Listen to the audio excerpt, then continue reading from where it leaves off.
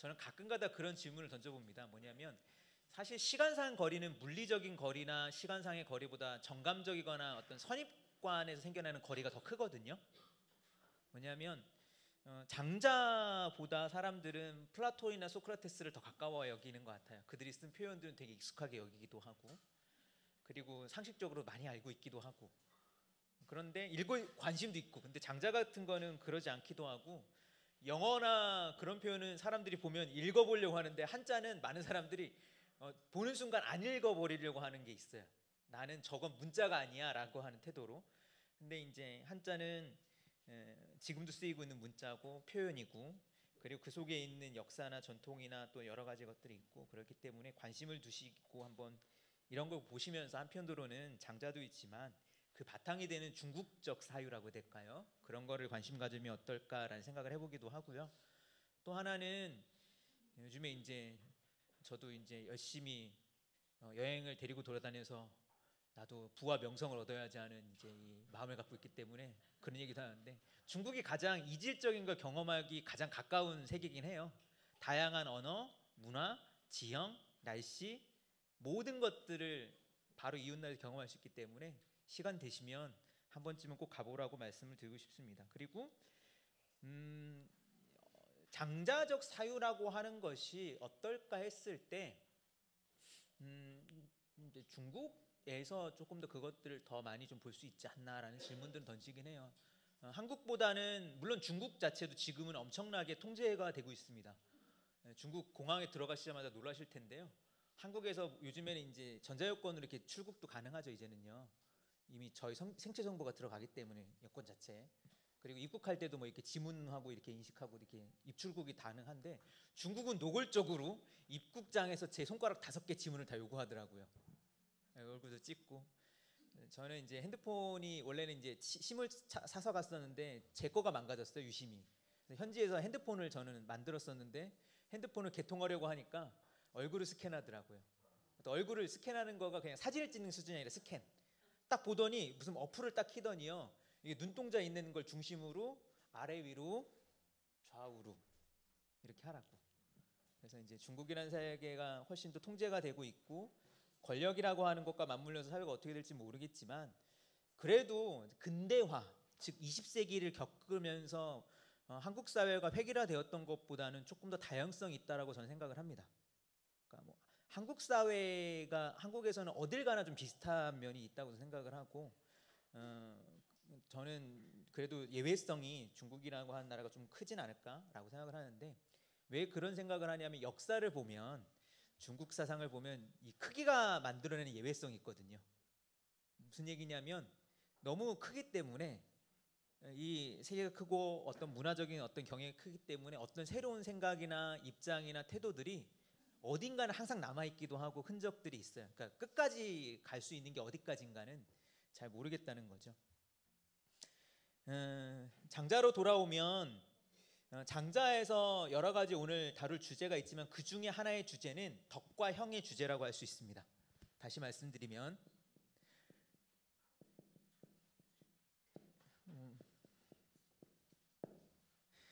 궁극적으로 얘기하면 장자는 형을 거부하는 인물이에요.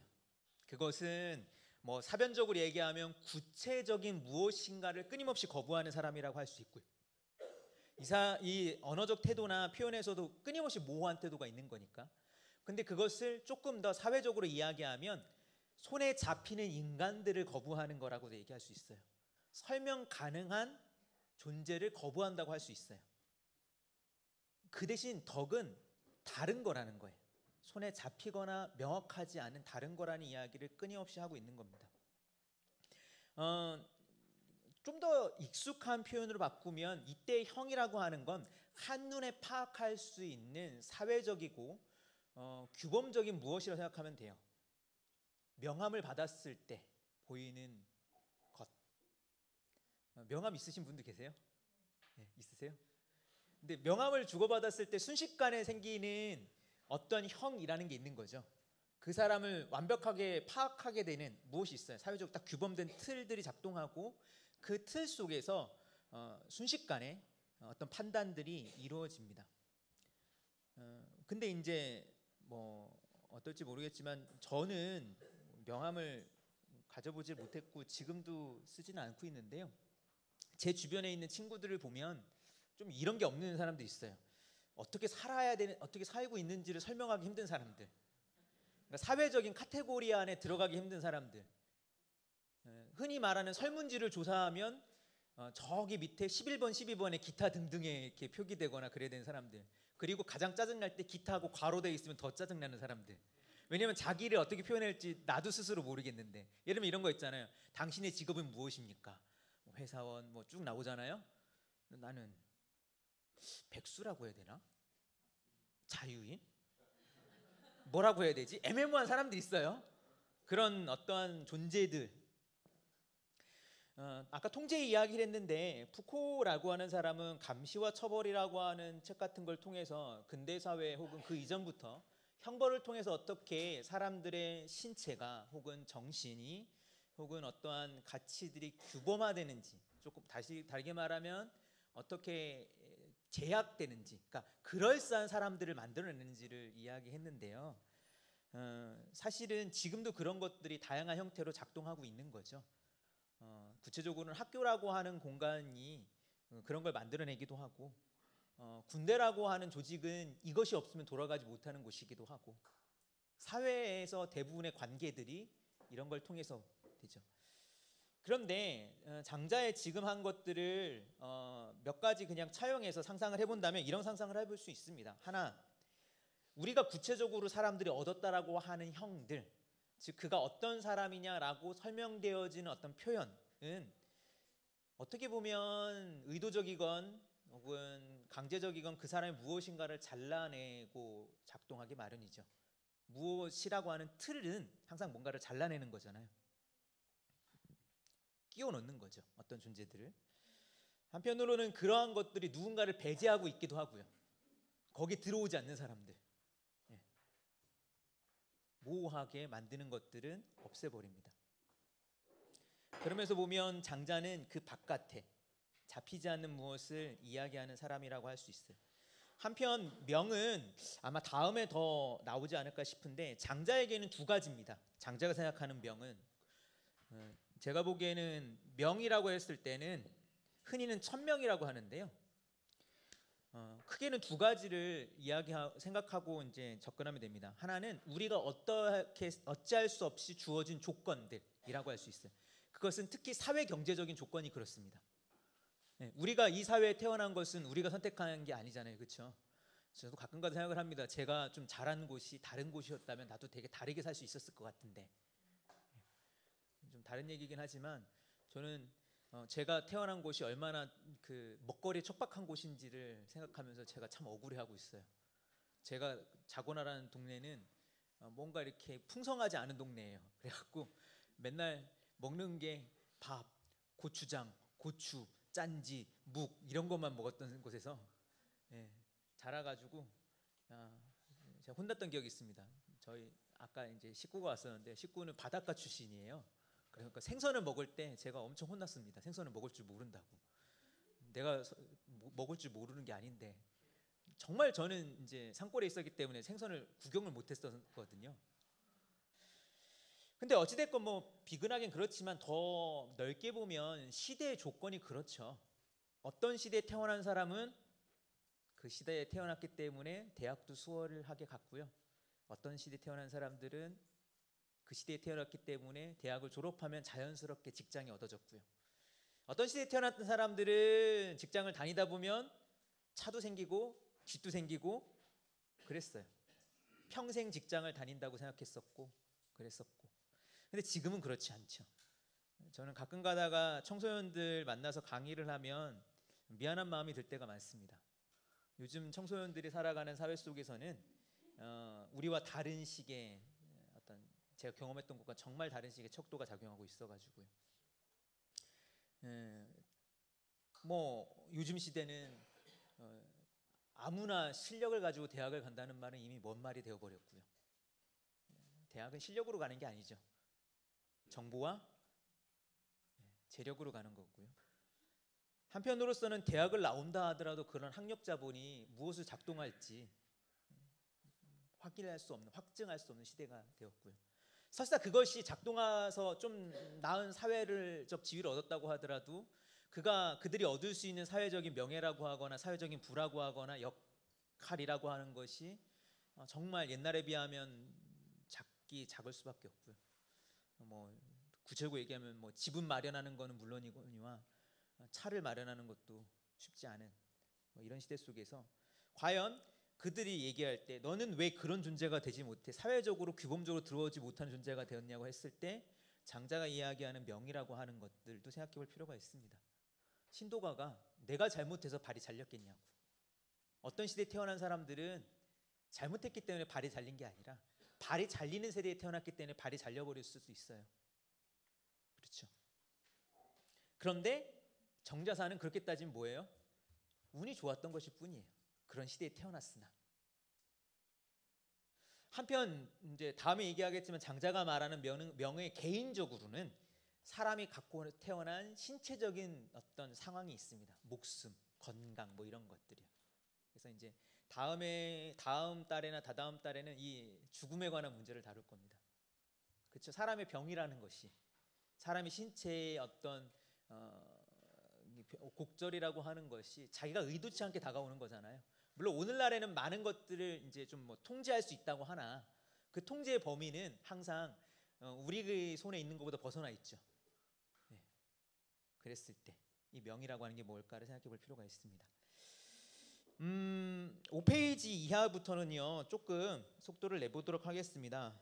굳이 번역을 같이 보진 않고요. 이제 내용들을 제가 이야기하도록 하겠습니다.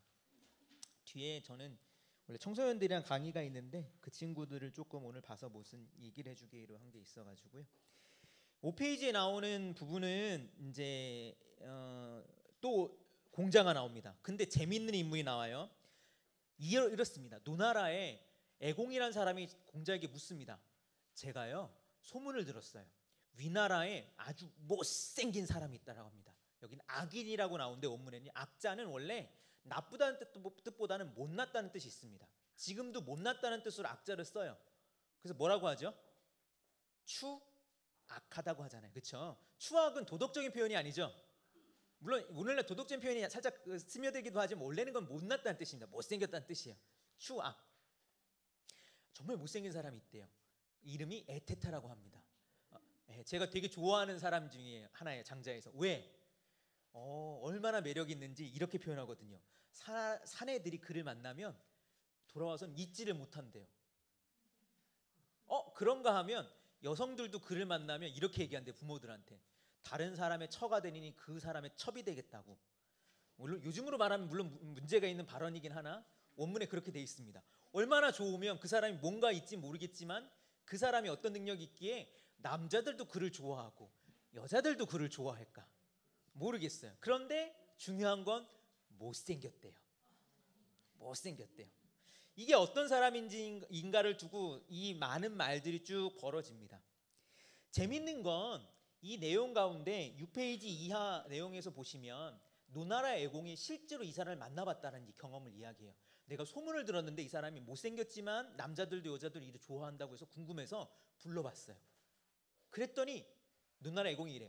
진짜로 못생겼더라고. 어떻게 못생겼냐면 여기도 나오지만 6페이지에 보시면 첫 번째 줄에 이런 표현이 있습니다. 6페이지 원문에 과이 악해 천하. 과자는 과연 악 이 추악함으로 가지고 해 천하. 해자는 놀래킨다는 거예요. 천하 사람을 다 깜짝 놀래킬 정도로 못생긴 사람이었대요. 아주 쉽게 말하면 글쎄요. 저도 그게 참 불가능하지만 우리가 상상할 수 있는 가장 못생긴 얼굴을 좀 상상해 보라는 뜻이에요. 모든 사람들을 놀래킬 만한. 그런데 이런 사람을 만나서 옆에 두었더니 옆에 뒀다는 것도 좀 신기하죠. 뭔가 있기 때문에 옆에 둘 수 있었다는 거죠. 1년이 되지 않아서 노나라 애공이 나라를 넘겨주고 싶은 마음이 들었대요. 이 나라를 이 사람한테 넘겨줘야지 하는 마음이 들었대요. 그래가지고 노나라 애공이 이 사람한테 나라를 넘겨주겠다고 얘기합니다. 그랬더니 이 에테타는 꺼려하는 듯 하다가 응했대요. 이것은 6페이지 중간 부분에 있는 에테타의 성격 때문이기도 할 수 있습니다. 에테타는 뭔가를 주장하는 것 없이 사람들을 그냥 화답하고 맞장구 치기만 했다고.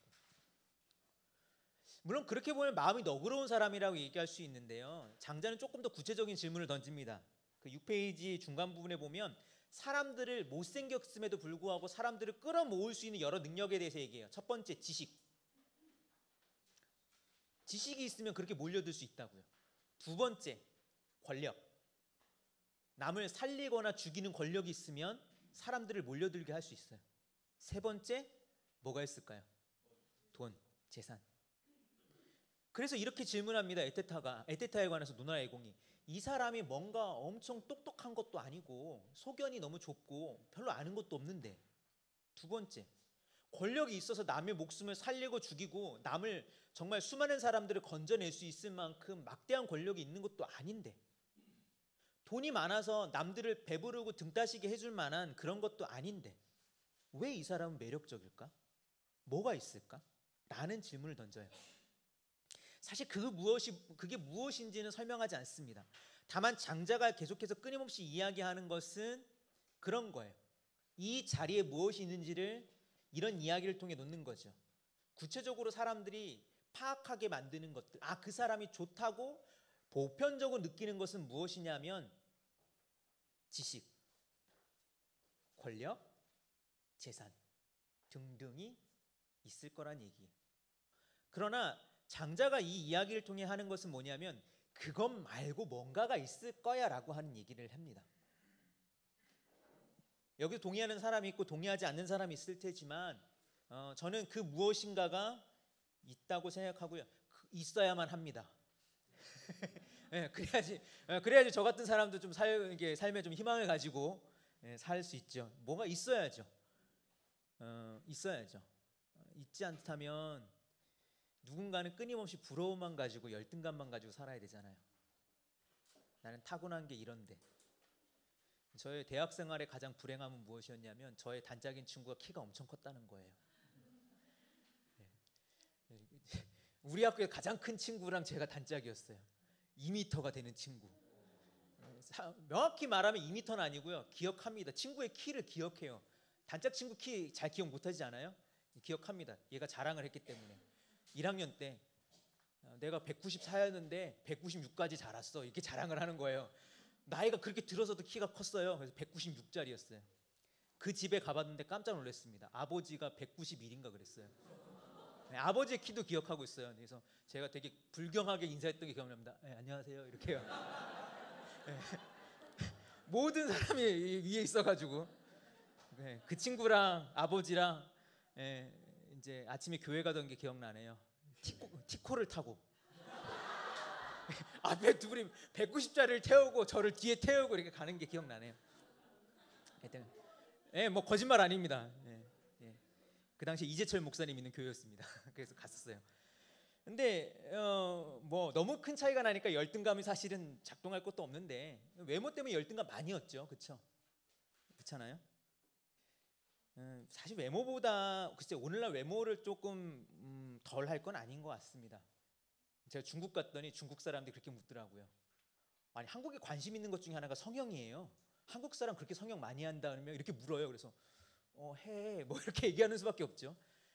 그 얘기는 반증한다면 이 사회가 외모라고 하는 것도 여 자리에서 엄청나게 작동하기 때문에 그렇죠. 실제로 뭐 다큐멘터리나 그런 걸 보면 성형이나 외모조차도 스펙의 하나로 지금 언급되니 권력, 재산, 지식 혹은 무언가 표현되는 사회적 가치라고 하는 것 이외에 무엇이 없다면 글쎄요, 사회의 대다수 많은 사람들은 부러워하며 열등감을 가지고 살아갈 수밖에 없을 거예요. 근데 장자는 그런 게 아니란 이야기예요.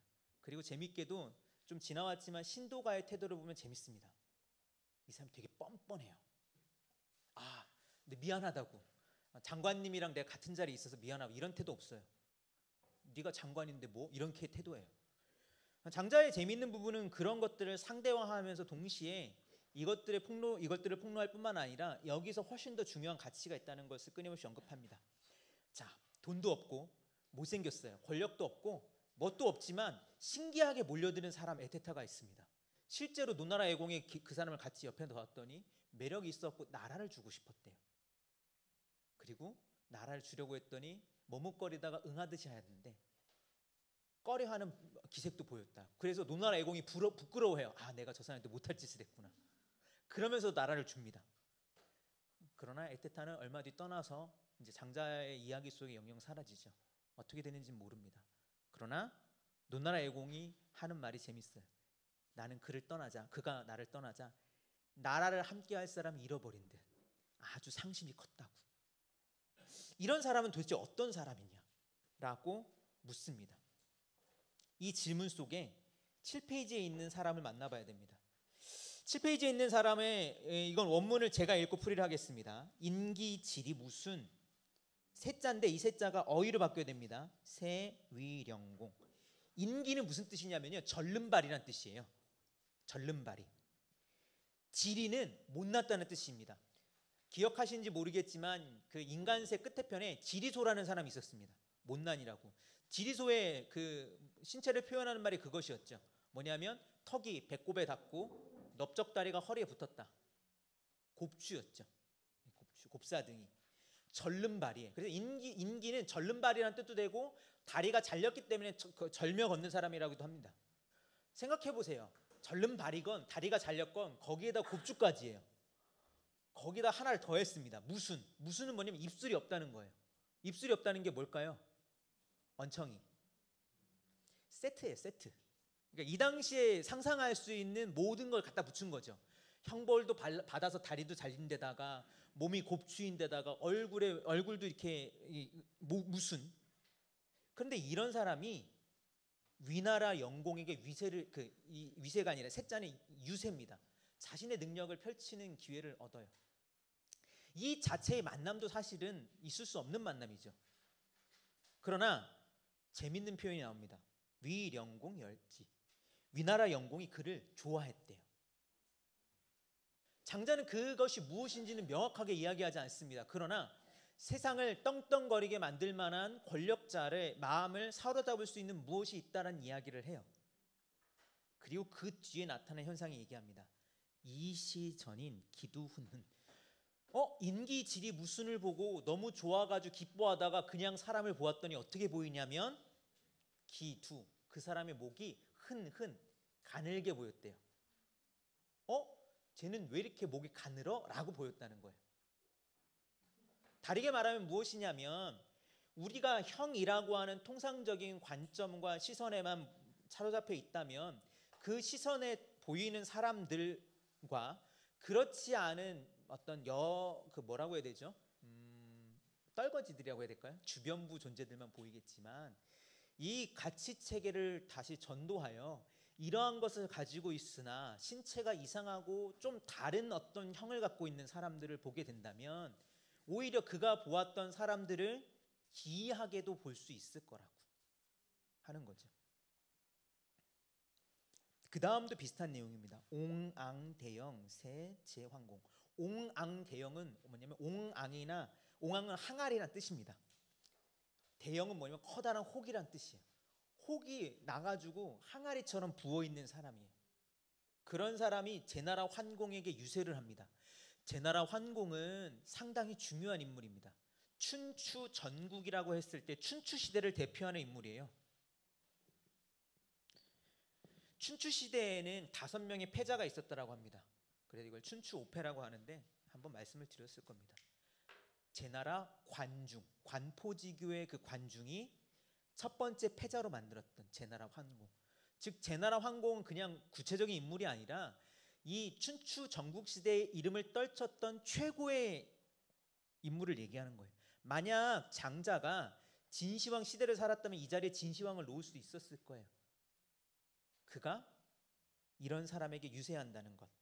지금 장자가 도전하고 싶은 가치가 무엇인지를 명확히 얘기해 주죠.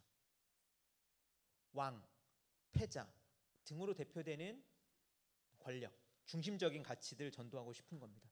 그가 이런 혹부리를 봤더니 좋아해요. 뭐가 있는지 모르겠으나 좋아합니다. 그리고 온전한 사람들, 보통 사람을 보았더니 그 목이 사람은 목이 항아리처럼 두꺼워야 되는데 왜 이렇게 목이 가늘어? 라고 보았다는 거죠. 장자가 그래서 이렇게 얘기합니다. 7페이지 맨 마지막 줄에 이런 표현이 있죠. 덕에 유소장, 덕에 뛰어난 부분이 있다면 이형 유소망, 형, 겉보기, 모습들은 어떠한 식의 우리가 판단했던 판단 기준들은 잊어버리게 되는 것들이 있다. 8페이지 맨 위에 있는 이 그 원문, 그 주줄의 원문은 읽어보도록 하겠습니다. 같이 읽어보겠습니다. 인불망, 기소망, 이망기소불망, 차위성망. 장자가 이렇게 말합니다. 사람들이 참으로 잊어버려야 할 것은 잊어버리지 않고 사람들이 잊지 말아야 할 것을 잊어버리고 있구나. 이것이야말로 성망, 진짜로 잊어버림이라고 불러야겠다. 거꾸로 말하면 장자 시대에 사람들이 하는 이 형이라고 하는 판단은 장자가 보기엔 잊어버려야 할 것이라는 거예요. 근데 잊지 말아야 될 것은 덕으로 표상되는 어떠한 능력들, 우리가 지금 형이라고 하는 어떤 기준에 들어오지 못한 다른 어떠한 뭐라고 할까요? 매력이라고 할까요? 요소들을 잊지 말아야 되는데 요건 잊고 계속 요것만 본다는 거죠. 요것만. 글쎄요, 이게 좀 적절한 예일지 모르겠으나 제가 이제 오랫동안 청소년들이나 학생들을 보면 안타까울 때가 있습니다.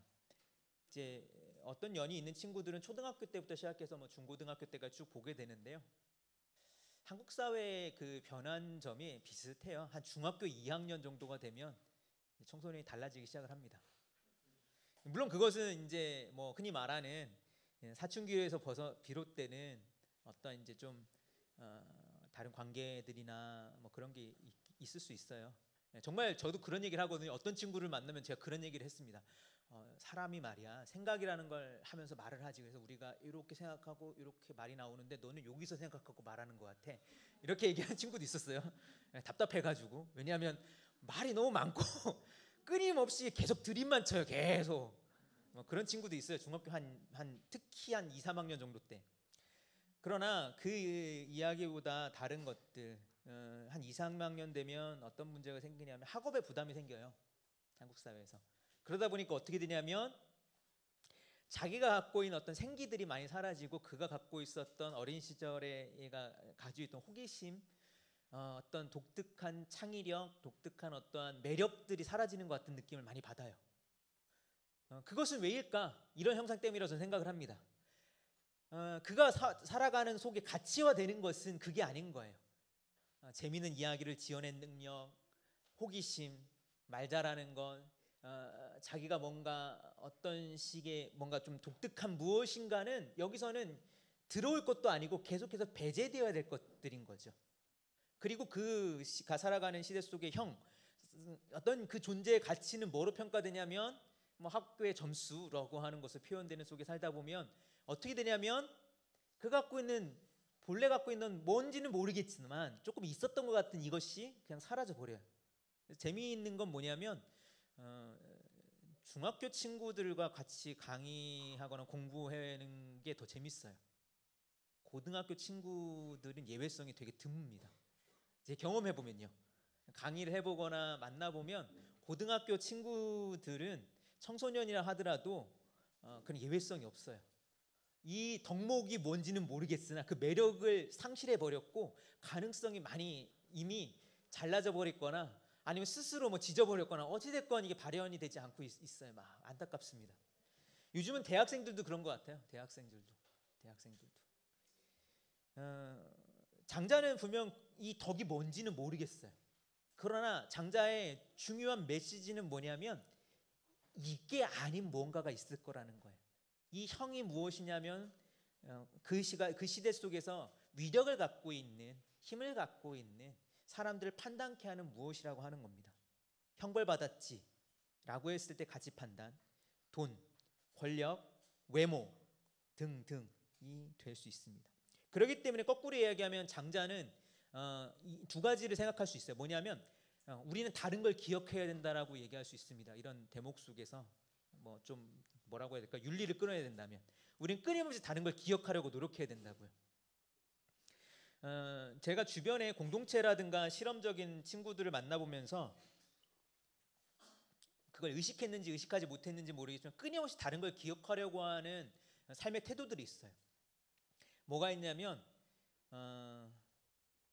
끊임없이 다른 걸 기억하려고 뭐 예를 들면 뭐 하나의 방법 중에 하나가 별명을 붙이는 것 같은 거겠죠, 그렇죠? 예전에 말씀드렸던 것 같은데 그러면 끊임없이 그를 인간 누구, 주민등록증에 나오는 누구로 끊임없이 기억하지 않으려고 노력하거든요. 전 좋았던 게 예전에 공동체 생활을 하면서 아주 좋았던 것 중에 하나가 뭐였냐면 그거였습니다. 여기서는 제 본명을 안 물어봐요. 내가 말하는 것으로 이 사람들이 받아들여 준다는 것 너무 좋았고요. 물론 제가 닉네임을 잘못 선택해갖고 문제가 되긴 했었어요. 그 당시에 제 닉네임이 발파닥이었는데요. 파닥이라고 하는 우리 동네 먹는 게 있다. 그 당시 안 믿었습니다. 세상에 파와 닭을 누가 같이 먹냐고. 지금 생각하면 제가 아직도 억울해가지고. 어찌됐건 뭐 스스로 불려주거나 아니면 적당한 별명을 지어주기도 해요. 뭐 그럴 수 있죠. 그러나 중요한 거는 이가 사회적으로 불리는 규범적 이름이 중요하지 않은 것. 그게 되게 좋았어요. 두 번째, 나이를 안 물어본다는 게 너무 좋았어요. 나이를 물어본다는 건 한국 사회에서는 뻔하죠. 나이를 물어본다는 건 호기심이 아니에요. 그렇죠? 나이를 물어본다는 건 무엇입니까? 한국 사회에서 네, 순서를 따지자는 거예요. 그리고 대부분 이거 누가 물어봅니까? 네, 나이 많은 사람이 물어봐요. 물론 호기심 있는 어린 친구들이 물어보기도 합니다. 그건 정말 호기심 차원에서 물어본 거예요. 그러나 대부분은 뭘 물어보냐면 당신과 내가 누가 선우인가 순서 잡자라고 하는 거에서 물어보는 거죠. 또 하나 제가 되게 좋았던 건 뭐냐면 전공과 학과를 물어보지 않는다는 게 되게 좋았어요. 학교를 물어보지 않는다는 것들. 학교라고 하는 것은 아마 제가 이제 속해 있던 데가 좀 이제 연구 공동체이기 때문에 그럴 수도 있습니다. 근데 그게 되게 좋았어요. 왜냐하면 학교라고 하는 것이 갖고 있는 유무형에 이 말을 딱 하는 순간 딸려오는 무엇인가가 딱 생겨버리잖아요. 그렇죠? 그를 그로 받아들이거나 혹은 그를 다른 상상력의 무엇으로 받아들이는 게 아니라 무엇을 고정할 뿐만 아니라 많은 경우 그것을 이제 열등감 같은 거로 받아들이기 쉽죠. 그러면서 보면 끊임없이 다른 걸 기억하려고 노력해야 돼요. 또 하나는 끊임없이 물론 이러면 좋죠. 우리가 덕이라고 하는 또 다른 어떤 역량을 갖추어서 우리를 다르게 평가받을 수 있을 만한 개별적인 역량이 있다면 좋겠지만 그게 없다면 끊임없이 어떻게 해야 되냐면 잊어버리려고 노력해야 되기도 합니다. 이건 두 가지는 같이 가는 거죠. 끊임없이 무엇인가를 자꾸 잊어버리도록 노력해야 돼요. 그것이 무엇이 될까는 시대마다 역사적인 조건마다 다를 거라고 생각을 합니다. 저는 중국에서 좋은 것 중에 하나가 그거예요. 국적을 물어보지 않는다는 게 되게 좋긴 했었어요. 저는. 왜냐하면 이 다민족 국가이기 때문에. 종교를 물어보지 않는다는 것도 좋죠. 우리가 누군가를 인식할 때 자꾸 무엇인가를 잊어버리려는 의식적인 노력이 필요한 시대에 살고 있기도 합니다. 예를 들면 성별을 잊어버린다든가 고향을 잊어버린다든가 그의 집 주소를 잊어버린다는 것도 사실 필요하기도 해요. 예. 항상 누구를 대할 때 그게 좀 이게 장벽이 되기도 하죠. 알고 봤더니 저 사람이 강남구에서 주소가 강남구에서 시작을 하면 내가 사람을 잘못 봤구나 이렇게 생각할 때가 있어요. 예. 주소를 잊어버려야 될 수도 있습니다.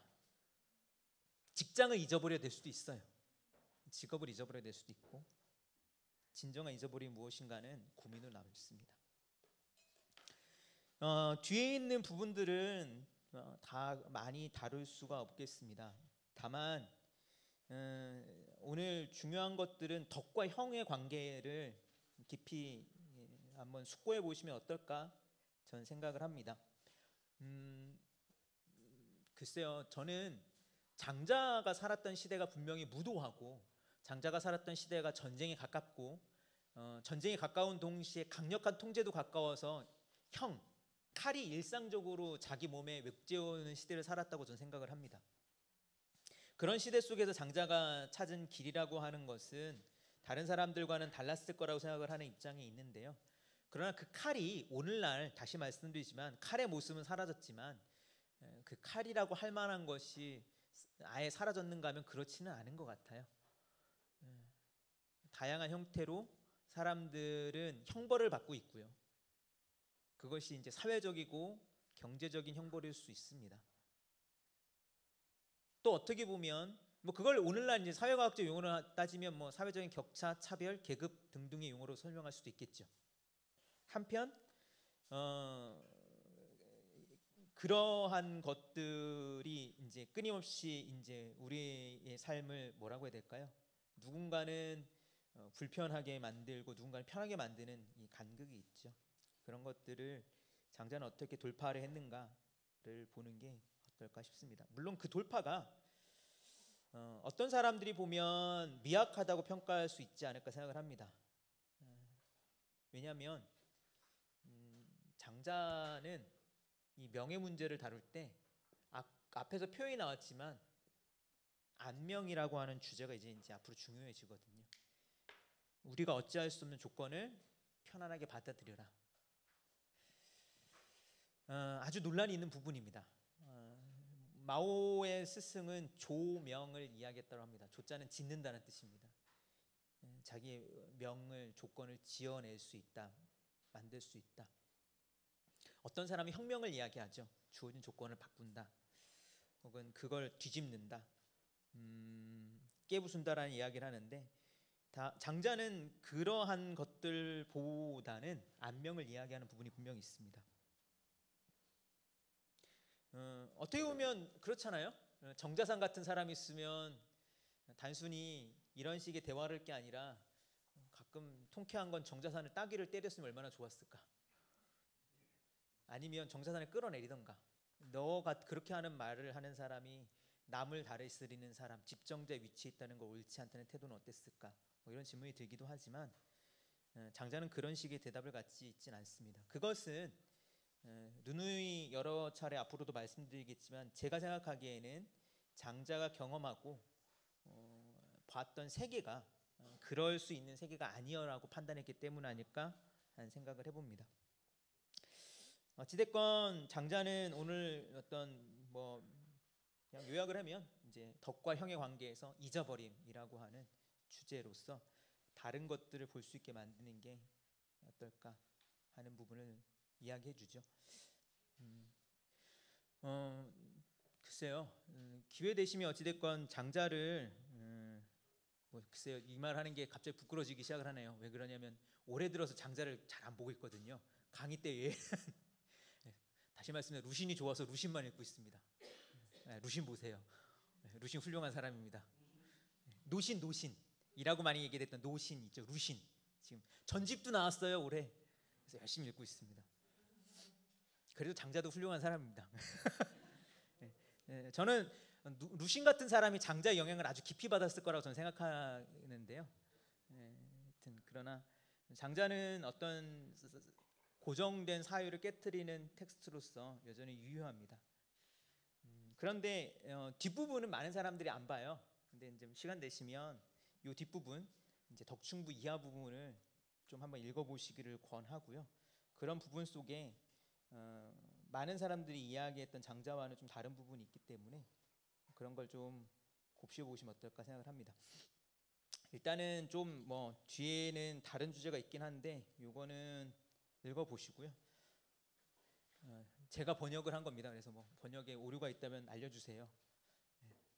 혹은 의문이 있다면 알려주시면 됩니다. 페이스북 친구로 여러분이 계시는 것 같은데 제가 어떤 분이신지는 잘 모르겠습니다. 그쪽으로 연락을 주셔서 좋고요. 말씀을 질문 주셔도 좋겠습니다. 질문을 좀 받고 얘기를 좀 해보려고 싶어서요. 일단은 제 이야기는 마무리하고요. 혹시 오늘 이야기했던 텍스트 내용이나 전반적인 키워드 가운데 혹시 궁금하신 게 있으실까요? 뭘 이야기하면 좋을 것 같은 것들.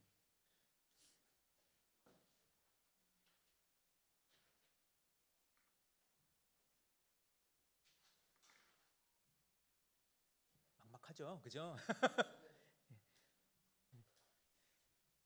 근데 이제 약간 저는 그런 게 있습니다. 뭐랄까